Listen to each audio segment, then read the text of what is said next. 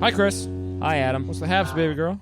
Man, You are tired and you had booze. a little bit. Yeah. So We're at the track event that no one speaks of. the event that shall not be named, West Michigan Honda Meet. But been a really fun day. First rule about Honda Meet is there is we no talk Honda about Meet. it on Slip. Somebody's got to talk about it. It's been it was a good day. You helped work grid tech inspection. Appreciate your help, man. The pit bikes they swarm. It happens. We're watching Formula Drift on a projector right now.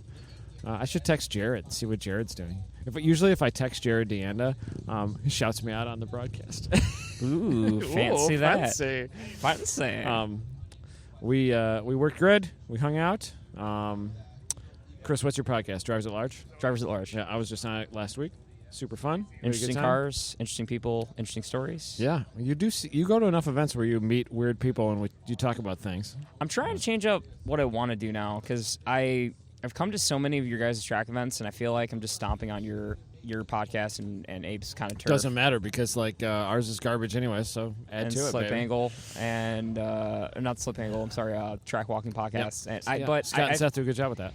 I think they do a phenomenal job. But if I could get away with doing anything, is I really want to go to a depth of like Anthony Bourdain and go to like places unknown in the automotive world. Track events unknown. You could sample the strange rubber that is used in California, right? You know, all the different, the tastes, the smells. You can take a podcast wherever you want. As long as you have fun talking, it doesn't even matter what you're talking about, I think. It's supposed to be like the I think the interesting stories and tales of people that we meet because you're one of them. You so many of your stories we found interesting. There are some stupid fun stories though. I went to Coda in Papa John's old plane that is now his ex-wife's private jet. Yeah, his ex-wife. Like what? What are you talking about? I got lucky on that one. I had nothing to do with that. I was just invited by cool friends who actually were invited by somebody else. So that was fun. But I love this event. This has been a pretty solid event. My car's been okay. I got to redesign my catch can a little bit, but had a lot of fun playing with today. Got some decent times out of it. I'm playing with the brake bias now, which I haven't done before. Getting it to stop pretty well, so I'm feeling good about that. But weather was beautiful today. It was my first Honda Meet, and I feel like this is like the perfect weather that we It's could never have. like this. It's always usually terrible. like really hot, like we just like every other event. It's terrible. Tomorrow will probably be wet, but temperature was on point today.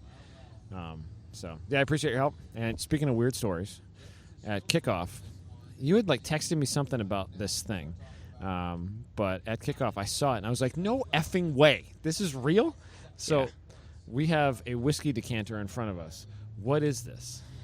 So about a week prior to spring kickoff, I went randomly searching on Facebook for another decanter that I'm looking for. And what a decanter is basically like, it's a porcelain or plastic looking a kind container of for whiskey. structure. Yeah, right. It's basically some type of sculpture or whatnot, and it's hidden is alcohol. Right. And it's what you put booze in.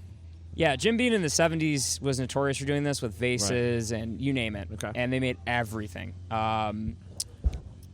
For the one that... Oh, man, the screen just tipped over. Live coverage behind me, the live stream that we were just watching while recording this Scared podcast, me a little bit. just tried to kill me. Yeah, it missed you by a few feet. I'd sue, but you guys don't make a lot of money. Can't get blood from a turnip. That's what I say. We should probably tie that to the number 2 power pole back there.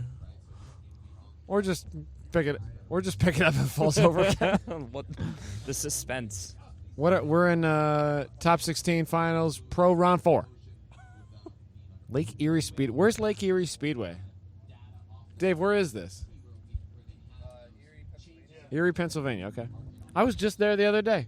I drove right past Lake Erie. All right, cool. Sorry, I'm just watching. Well, I should stop to doing avoid that. silence. So what I bought was basically as a decanter, and they made these in the 70s and some parts of the 80s. And the Beams Olsenite Eagle, if Yeah. anybody wants to Google that. they made a couple different race car ones, and Jim Beam. Beams. It's Bobby Unser Racing, and it's Jim the Olsenite Eagle, and this. Needless to say, like over the years, these didn't survive, and you'll find them in really crappy condition. It looks like an RC car.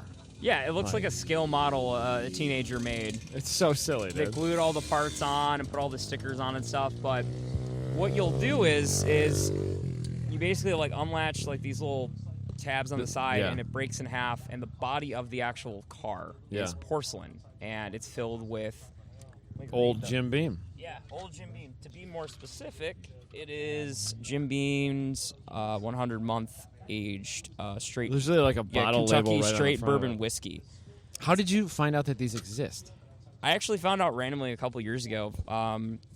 Year I worked for Grid Life, 2019. I went to a guy's estate sale, and he was huge car guy. So he was moving to Buffalo, New York, and wanted to go up to that area. Right. And was tired of Illinois, and he had a bunch of these for sale. And by the time I got to his house, the one I was interested in, they make another one for a different company. Okay. And it was the Whittington Brothers. Race car. Yeah. And Which I race missed car? out on it. The Porsche 935.5. Back when those were introduced. Right. I believe it was the 1980s car in 1979. Yeah. And, unfortunately, I missed out on it like by 2 minutes. And I was like super angry. And I said, I drove to this guy's house. I'm buying something. And I bought another version, or a different one than the one we're looking at now. And it was in rough shape, but it still had the whiskey in it. And I decided, one night I'm having a bad day, and Crack it open, I just man. cracked it open. So and it was from like 79 or something? Let's see. Yeah, like 1977, 1976. What did it taste like? It tastes like the 70s. It's very. It doesn't even very have a whiskey date on bourbon-y. here, actually. I can't. I'm not really a whiskey drinker, so I can't describe on an enthusiast level. Yeah. But yeah, no, I mean, I liked it, and I was able to have just a small little glass with a couple rocks in it, and you're set.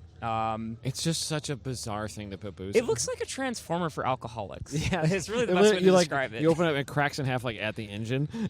It's pretty cool. We'll have to take pictures and post it on your Instagram for people. I'll throw a bunch of them up to Abe, and he can. It's just so weird. Like, it's so weird. It's the cool. Like, there's stuff like this about the car hobby that, like, this is kind of like the cool, unique stuff about this stupid hobby. Like, so it's just so bizarre that this exists. To think about this, and I thought about it. I'm like, this is the bizarre area that I love exploring. Right. They will never make something like this, I think, again. No. For the reason of licensing issues. Right. It would cost a lot of money. I don't think a lot of people would want to buy it. Yeah, this is like it's literally a time capsule of like that era too.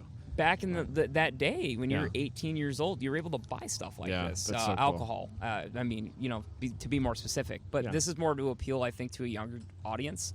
I don't think a guy who's in his 40s in the 1970s was buying this. He probably didn't care. No.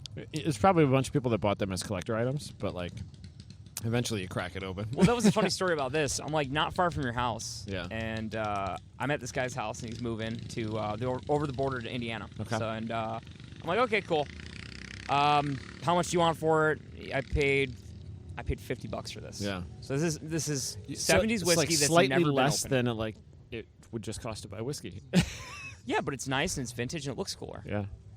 And if anybody gives you shit and tries to dump your alcohol, it's hidden. They're not going to know. It's know so a race car. bizarre. But, well, anyway, I bought this from the guy, and it was for spring kickoff specifically. Right. And I'm like, you know what? Yeah, you had two of them at spring kickoff. No, this one. I saw both. You had two of them there though, because you have another one of these. Oh yeah, so that was the old one. So for spring kickoff, we drank the old one. We drank the rest of the old one.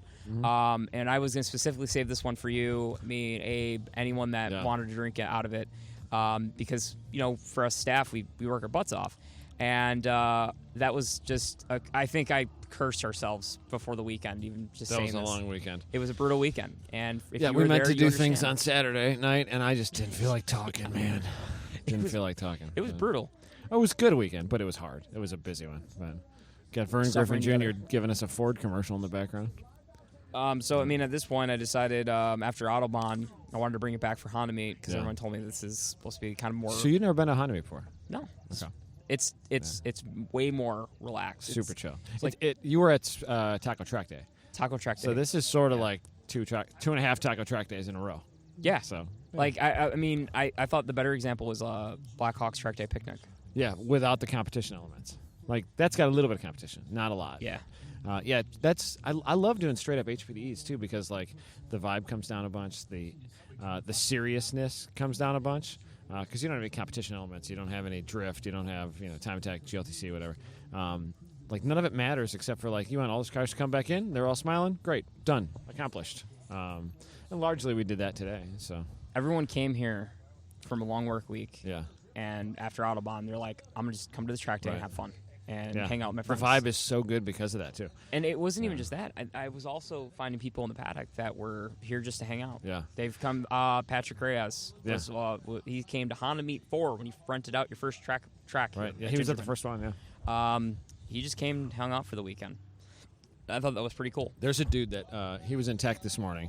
And I was like, damn, this thing is so clean. Where'd it come from? He's like, yeah, California. I was like, when did you get it? And he's like, I drove here from California. What? Yeah. Someone drove here from Cali? It was a white EK with an H22 in it. I was like, yeah, I just bought it. I got it in California, drove it all the way here. And I'm thinking like, oh, you must live in Grand Rapids, right? Yeah. Nope.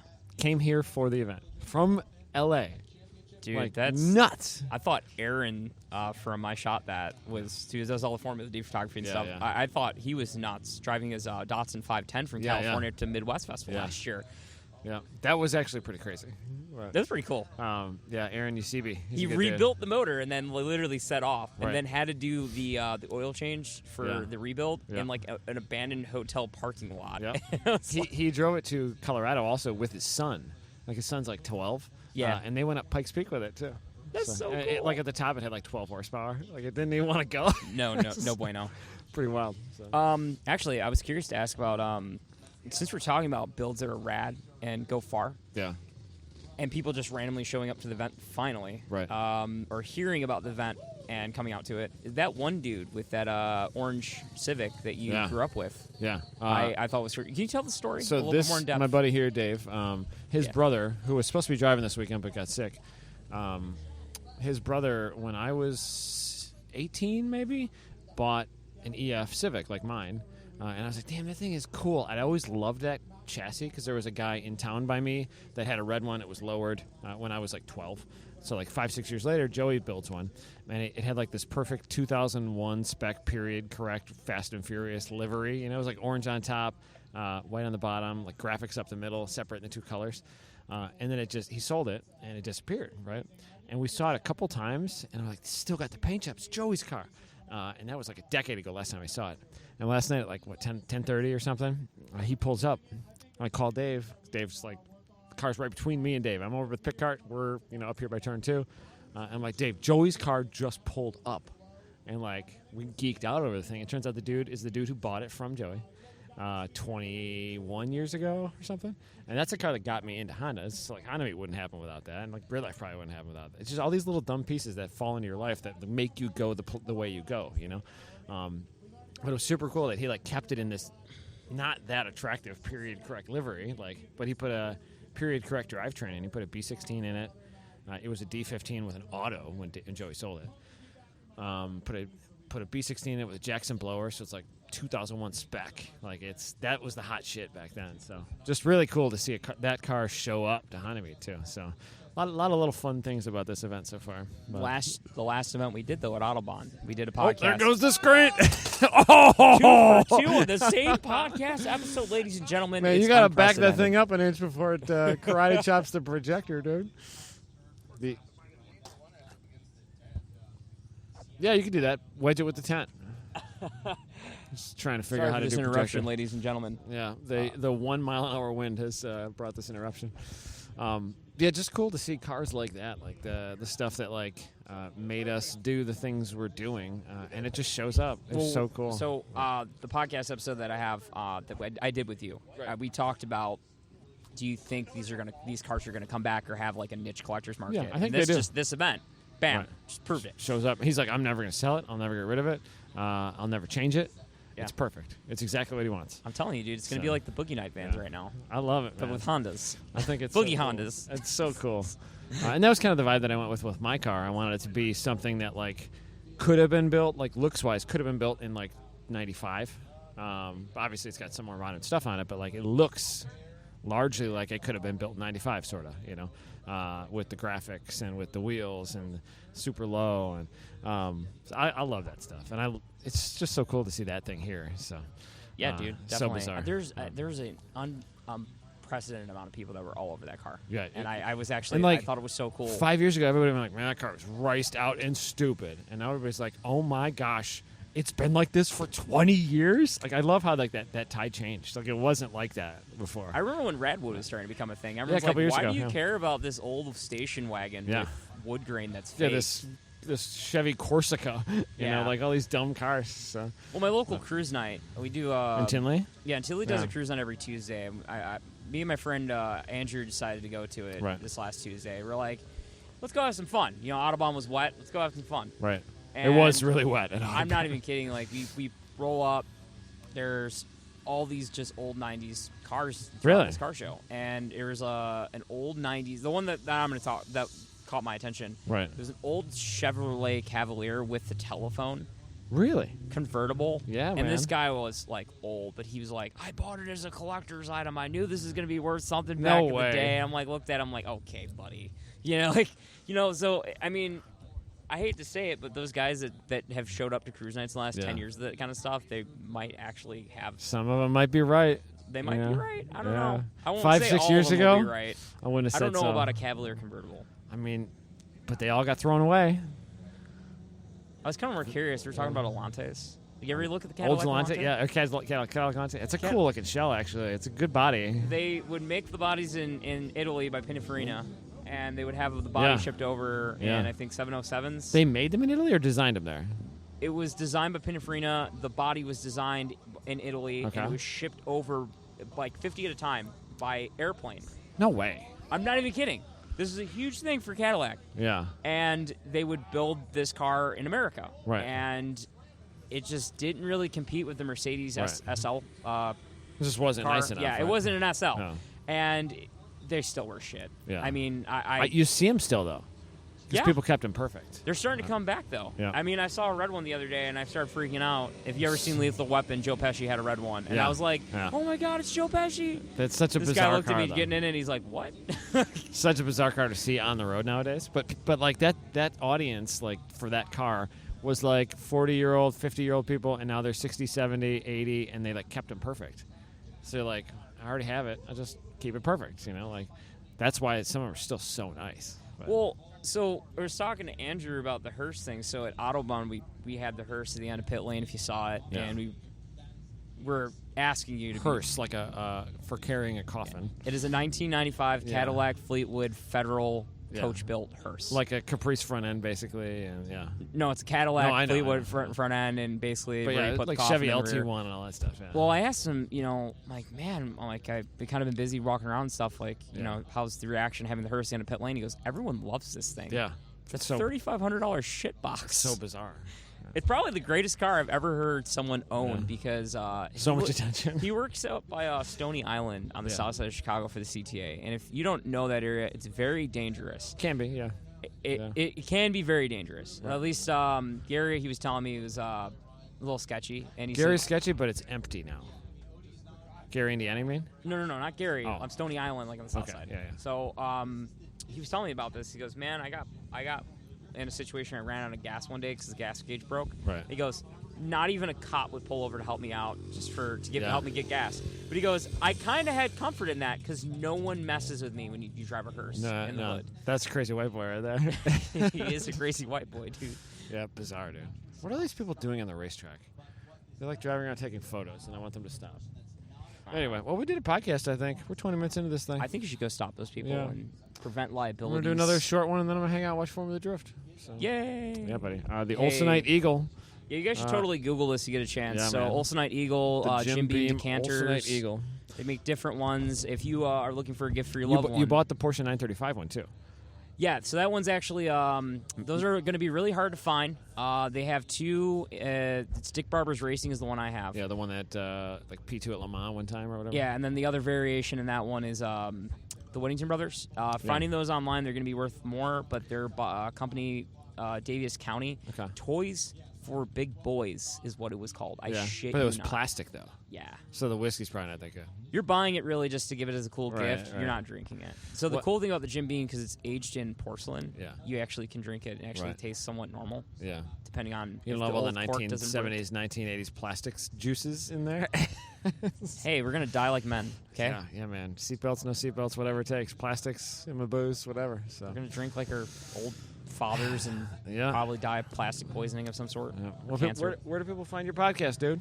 Oh, hey. I found it on Spotify. It is on Spotify, Anchor, Spotify. You can go on YouTube. You're using Anchor too? Anchor's great. I prefer Anchor and Spotify if you guys can. Are you go hosting on there. through Anchor? Yes, I am. Yeah. It's pretty great. Pretty easy to We're also on Apple Podcasts from what I've heard. Yeah. Thank you, Anchor. Usually, Anchor puts it on Stitcher and most regular aggregators that pull it off of iTunes, or Apple or whatever. Yeah. But go, man. Drivers at Large. Drivers at Large at Spotify, or you can follow me on Instagram personally at Hot Rodacy. Hot Rodacy, because you drive an Odyssey. Yeah, I totally stole that from the guys in Alabama. You did steal it from. I bet you Carl Horde was a little mad about that. But I will give it back to them and just take Thick Fit. I want to ask that. It does look like a fit, though. It does look like a fit. Cool, Hey, man. Sunday Cup competitor, right? It's probably not that far off. They are actually kind of fast in a straight line, though.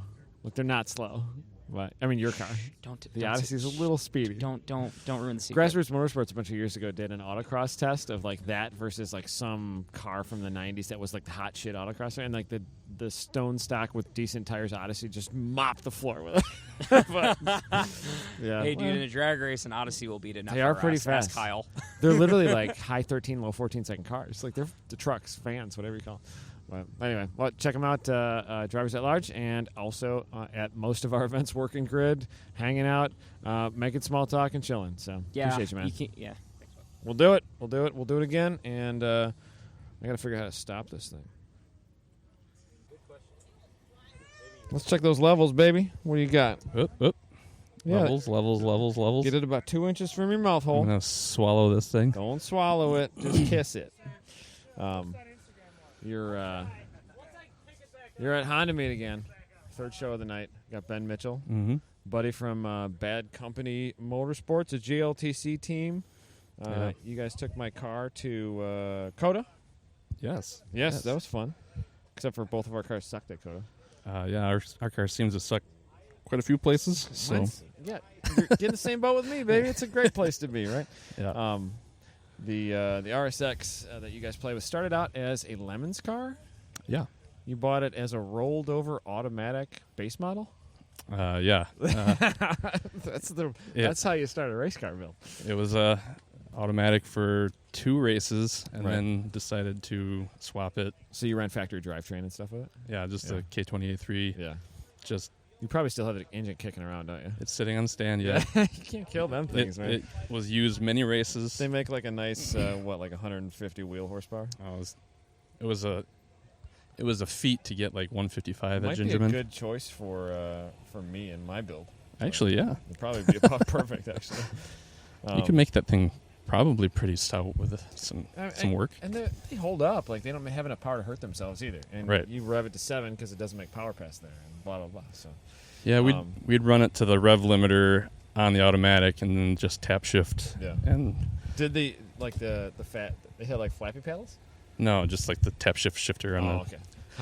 I was going to actually add flappy paddles, and then we decided to actually be a real race team and build a proper drivetrain. Stick shift. Yeah. So that thing went from Lemons. Do you do Champ car stuff with it? We've always wanted, or we never actually did. We never did one. We built it kind of with that plan in mind, but never actually have run it in Champ car. And you've got like enough parts because you have another one also. Yeah. I have 3. You can you bought Mikey's too. Yeah.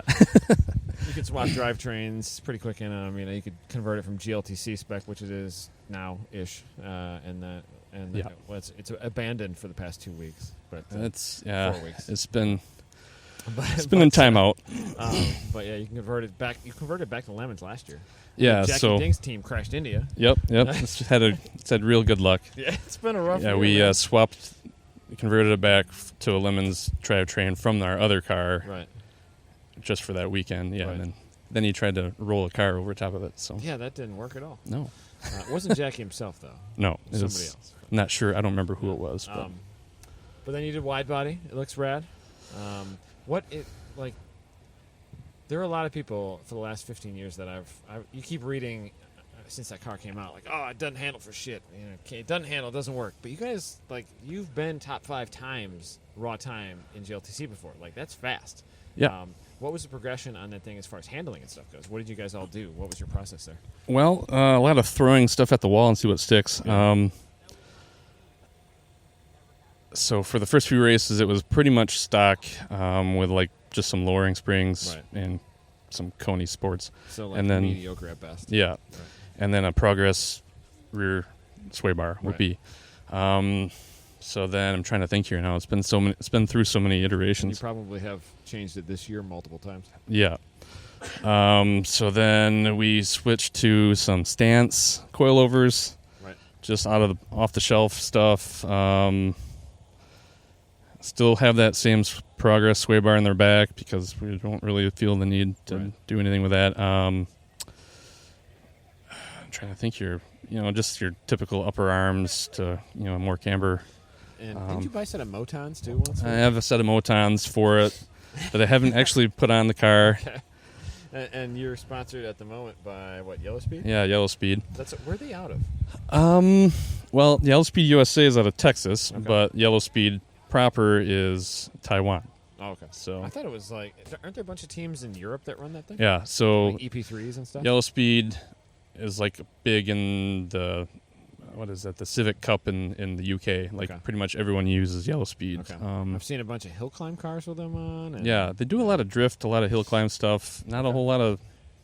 Pretty much not a whole lot of anything Road course circuit-wise in the U.S. But so they're on the side of the car, but obviously they're wondering where the car is because it keeps breaking. So that's always great. But yeah, so this year or last year, my brother's trying to say something. What's up? Oh, hey. Probably in that multicolored bin right there, yeah. Yeah, you can grab it out of there. I put too much oil in my car. I've actually not added any to it. Probably on the left-hand side of it if it opens from where you are. Yeah, that purple and teal one. Should be some in there. Sorry, my brother needed oil. I was driving home in his wild Turbo Maxima. Nice. With his young family. It's kind Turbo of Maxima. Dude, yeah, it's gnarly. It's a 91 Nissan Maxima. Ooh, so it's the roundy square, yeah. Insane turbo setup. Yeah, I think there's a cord in there. Should be. I imagine the torque steer on that's pretty harsh. Dude, actually, the car is a highway monster. It's huge turbo, so it's laggy and super fun, old school build. He built it 18 years ago. Nice. That's the only car that's been to every single Honda meet. His Maxima. A Nissan has been to every Honda meet. No, just take it. It's fine.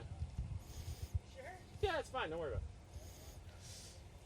it. Yeah, so this is going to be all cut up right now. Pump the Valvoline VR1 into it. Who cares? She's good. It's only Valvoline. Yeah. I mean, never mind. They sponsor Honda Meet and Grid Life and all the things. So Valvoline's cool. Is your car burning oil? All right. Well, there's some more. He hasn't checked it in a while. Anyway, we were talking about suspensions. Oh yeah. So let's see. Yeah. So we were running pretty much the stock stuff. Your typical spherical joints and everything.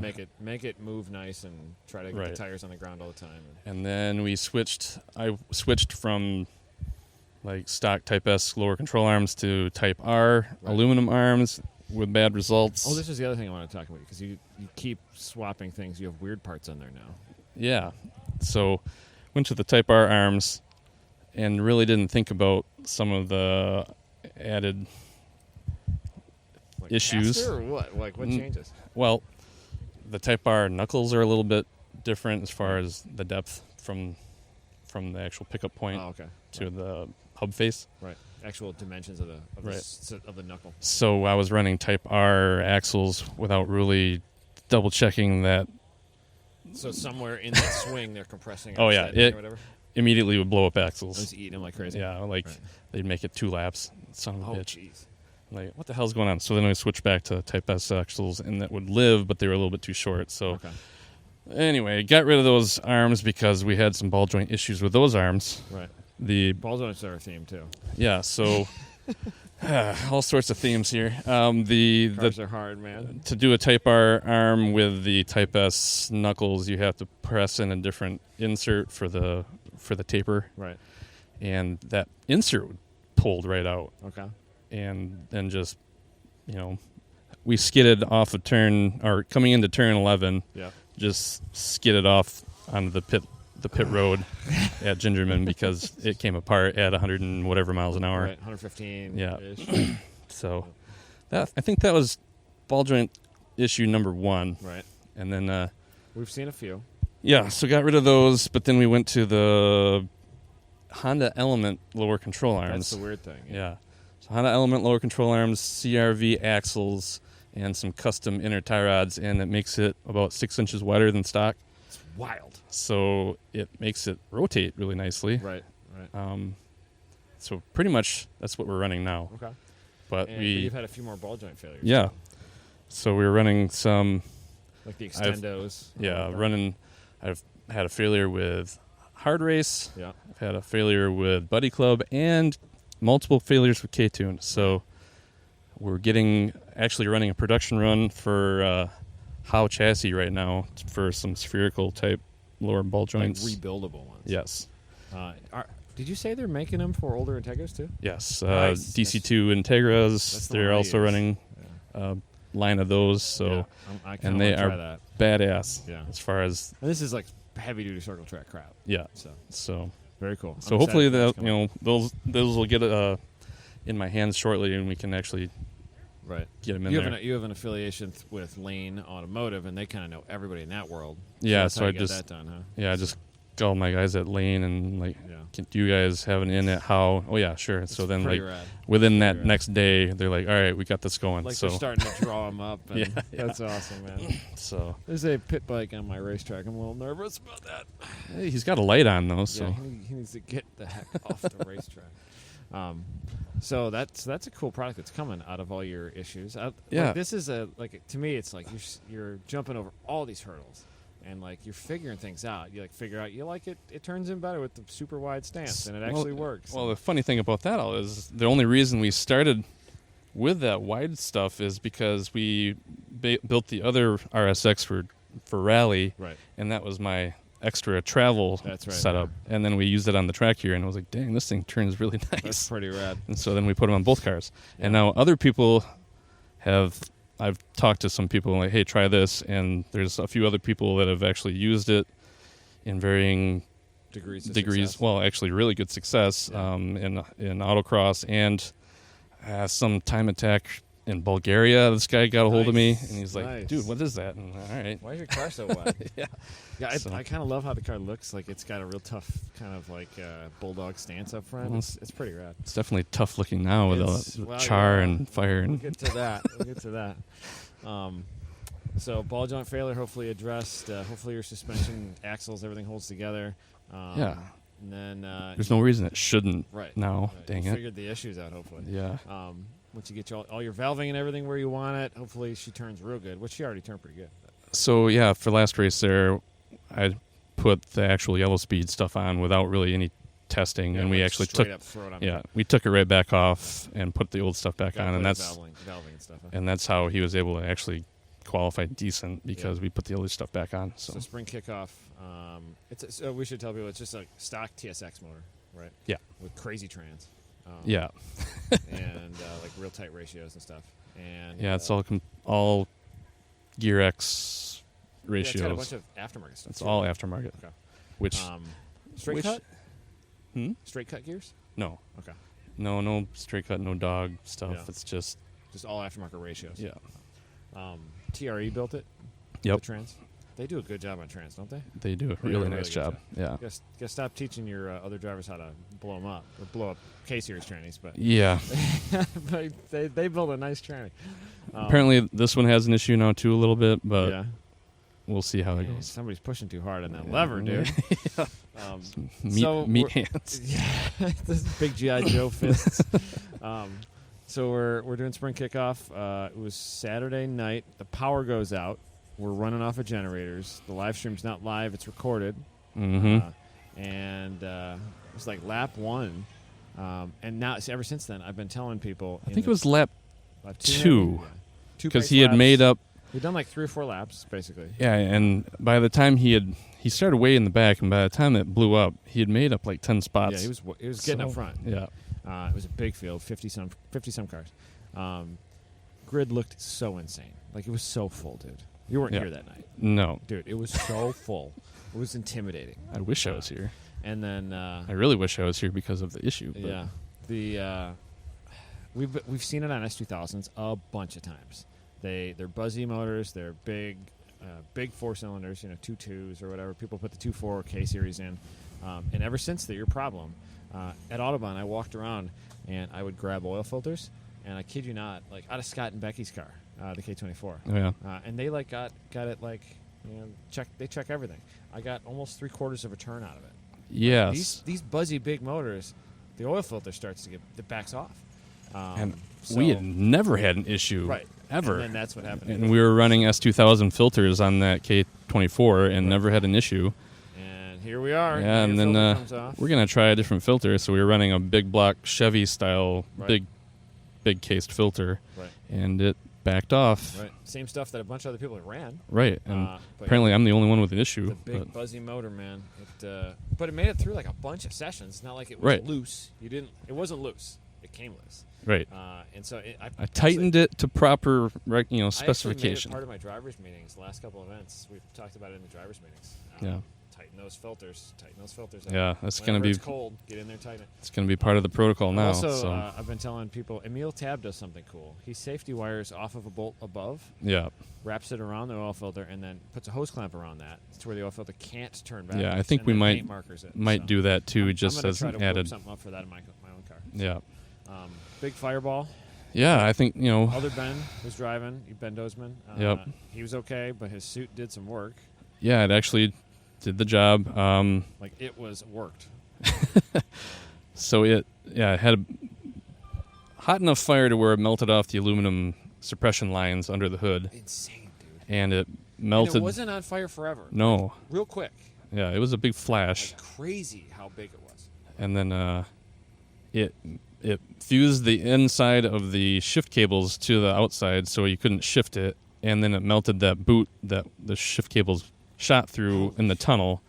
And then, therefore, the fire got inside the car and burned the outer fabric of his leg a little bit. But dude, so hot. But so fire fast. Suppression was also right there, so boom. It sounds like he got to the fire suppression fast, too. A little too fast, actually. He was still going like 50 miles an hour. He pulled fire suppression and then couldn't breathe. Too much air movement then, huh? Yeah, well, he's like, I should have gotten stopped first because I couldn't breathe to get out of the car. Yeah, would have done a better job getting the fire out, too. Oh, yeah, I'm sure it just kind of fed it a little bit. So. Yeah, wild lessons to learn from something like that, dude. Yeah. Car salvageable, still runs, right? Yeah. It fix a couple wires and it runs. I didn't even touch the wires. Before that race, I put DEI, those gold sleeves. Yeah, those gold sleeves on the wire harness and on the fuel line, actually.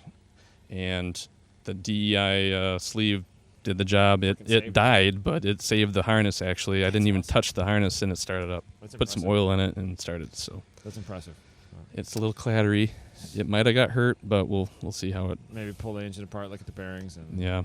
I don't really feel like pulling the engine again, but next it's gonna be probably touched. Yeah. Give it a little bit of time. Yeah. But yeah, I wanted to do a show with you because there's a lot of lessons to learn from that. Like, obviously, it's an interesting development story, like building a chassis that literally until recently was sort of neglected. Like people don't build that.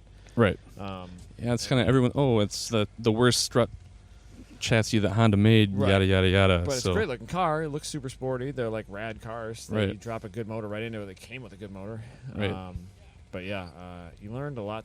Like I learned stuff from your Fireball, and I think there's a lot of people that they should check things. And I mean, I didn't really think about how many cars in the paddock don't have fire suppression. Lots. And that's kind of a surprise and a little bit worrisome. Yeah, lots.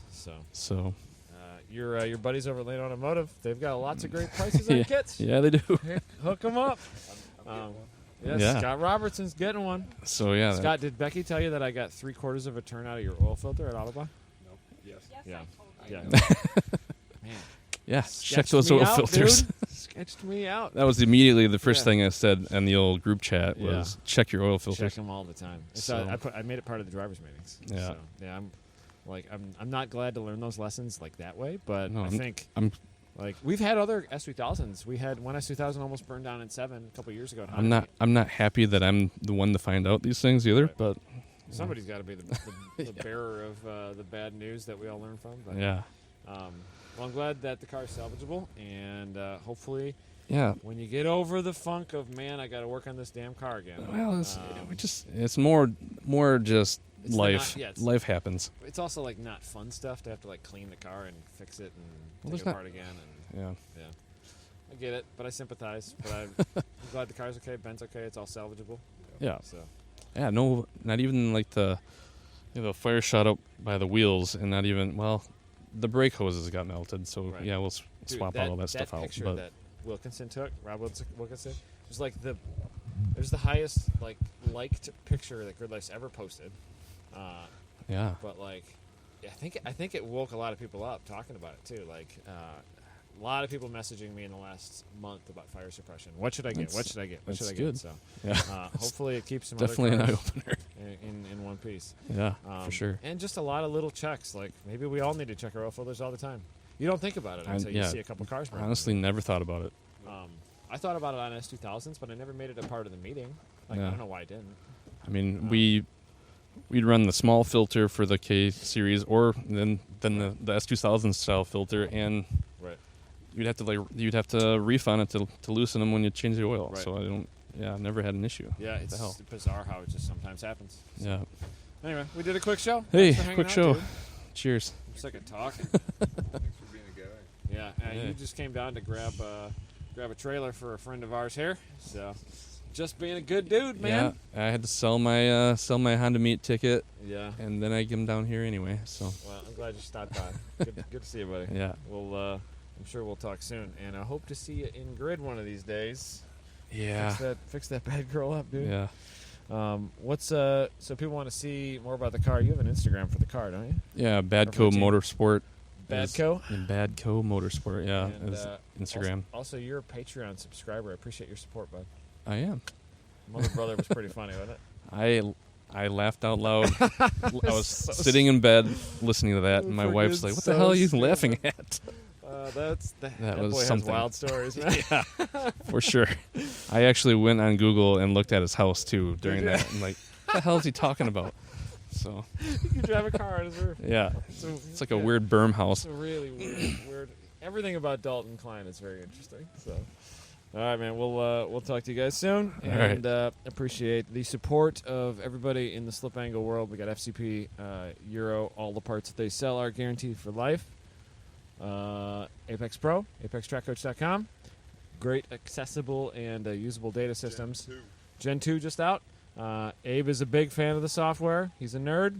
He likes how it works. It's easy to use. And the Patreon listeners, we really appreciate all y'all. So more Patreon stuff coming soon. Should be a good year for silliness. We're looking for silly, weird stories too. If you've got silly, weird stories, and you are a car-related person, we don't want to just get into the Maury Povich show, but or whatever his name was. Well, we got some stories, Uh, but Yeah. So, yeah, if you got cool stories, we'd love to talk to you. And tracktune.com. We appreciate everybody.